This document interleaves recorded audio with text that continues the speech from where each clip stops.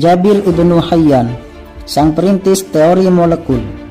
Tak salah bila dunia menjulukinya sebagai bapak kimia modern. Ahli kimia muslim terkemuka dari era kekhalifahan yang di dunia barat dikenal dengan julukan Geber. Itu memang sangat fenomenal. Betapa tidak, 10 abad sebelum ahli kimia barat bernama John Dalton 1766 sampai 1844 mencetuskan teori tentang molekul kimia. Jabir ibnu Hayyan telah terlebih dulu menemukannya di abad ke-8. Jabir ibnu Hayyan dilahirkan pada tahun 721 Masehi dan dibesarkan dalam keluarga dokter. Beliau merupakan salah seorang tokoh yang dianggap paling pantas dijuluki sebagai wakil utama alkemis atau ahli kimia dari Arab pada masa awal perkembangannya. Nama lengkapnya adalah Abu Abdullah Jabir bin Hayyan Al-Kufi As-Sufi.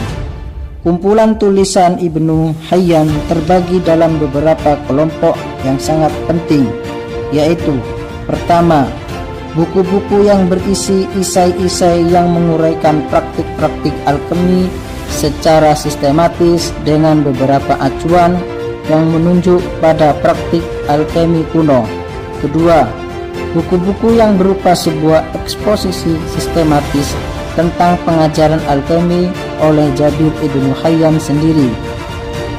Ketiga, Book of the Balance, kitab mengenai kesetimbangan, sebuah eksposisi mengenai landasan teori atau filosofi alkemi dan ilmu gaib. Ia juga menulis 306 buku tentang kimia. Buku-buku tersebut telah diterjemahkan dalam berbagai bahasa dan kini tersebar di banyak perpustakaan di seluruh dunia. Nama Jabir melejit sebagai ahli kimia setelah ia menampilkan metode-metode riset kimia yang telah ditemukannya, yang sehingga menempatkannya sebagai tokoh perintis empirisme sebagai sebuah metodologi ilmiah. Ia pun mampu mengemukakan pandangan-pandangan tentang teori pembentukan geologis dari campuran macam-macam logam. Ia juga telah mempelajari dan mendalami, kemudian menjelaskan cara-cara pembuatan karbonat, senyawa-senyawa sulfida dari arsen. Di samping itu, Jabir diketahui telah melakukan upaya-upaya pemurnian logam-logam, cat warna, kain kulit, dan sebagainya. Untuk menunjang aktivitasnya sebagai ilmuwan, Jabir mendirikan sebuah laboratorium untuk keperluan eksperimen-eksperimen seperti sublimasi, penyaringan, kristalisasi, dan lain sebagainya. Ia menganggap eksperimen merupakan aspek paling penting dalam kimia. Jabir berpendapat bahwa seseorang yang tidak meletakkan dasar pengetahuan atas bukti eksperimen, maka besar kemungkinan ia akan melakukan kekeliruan-kekeliruan. Nilai ilmu kimia tidak diakui oleh apa yang telah dibacanya, melainkan oleh apa yang telah diuji dan dibuktikan kebenarannya lewat eksperimen-eksperimen. Penulisan literatur oleh Ibnu Hayyan yang sedemikian banyaknya, yang terdiri dari hampir semua ilmu yang ada pada waktu itu hingga akhir abad ke-8, benar-benar tidak tertandingi. Fakta-fakta yang ada menunjukkan bahwa kumpulan tulisan tersebut telah dikompilasi pada akhir abad ke-9 dan awal abad ke-10 Masehi. Dengan apa yang telah dilakukannya, pantaslah bila Jabir ibnu Hayyan disebut-sebut sebagai bapak kimia Islam pertama. Dialah ilmuwan pertama yang menggunakan metode ilmiah dalam aktivitasnya di bidang alkemi, yang kemudian dikembangkan menjadi ilmu kimia seperti yang kita kenal sekarang ini. Namanya tercatat pula dengan tinta emas sebagai orang pertama yang mendirikan sebuah laboratorium dan mempergunakan tungku untuk mengolah mineral-mineral dan mengekstraksi zat-zat dari mineral-mineral tersebut serta mengklasifikasikannya. Arena kehidupan Jabir sendiri akrab dengan dunia empiris dan medis.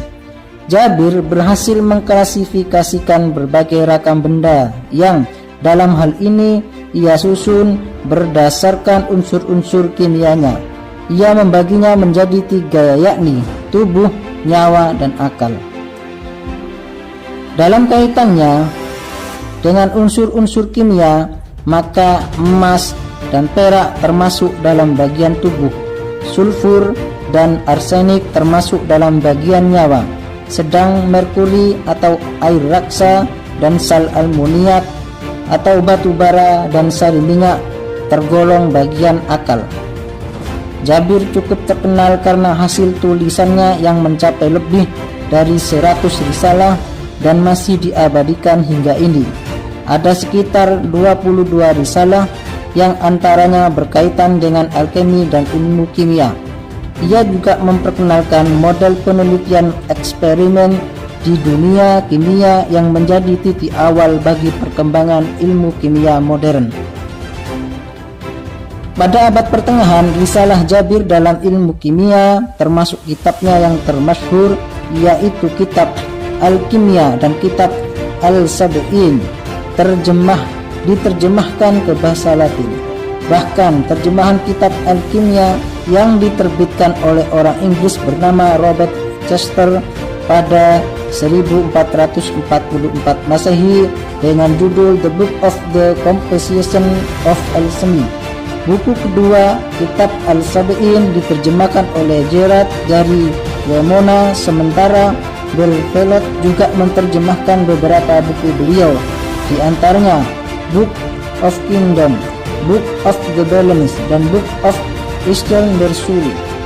Pada 1678, seorang bahasa Inggris bernama Richard Russell mengalih bahasakan karya Jabir yang lain dengan judul Sum of Perfection. Buku Richard ini kemudian menjadi sangat populer di Eropa selama beberapa abad lamanya dan telah memberi pengaruh besar kepada evolusi ilmu kimia modern. Percobaan-percobaan kimia yang dilakukan oleh Jabir ibnu Hayyan begitu kaya dan berhasil menginspirasi ilmuwan-ilmuwan berikutnya. Ia meninggal pada tahun 815 Masehi di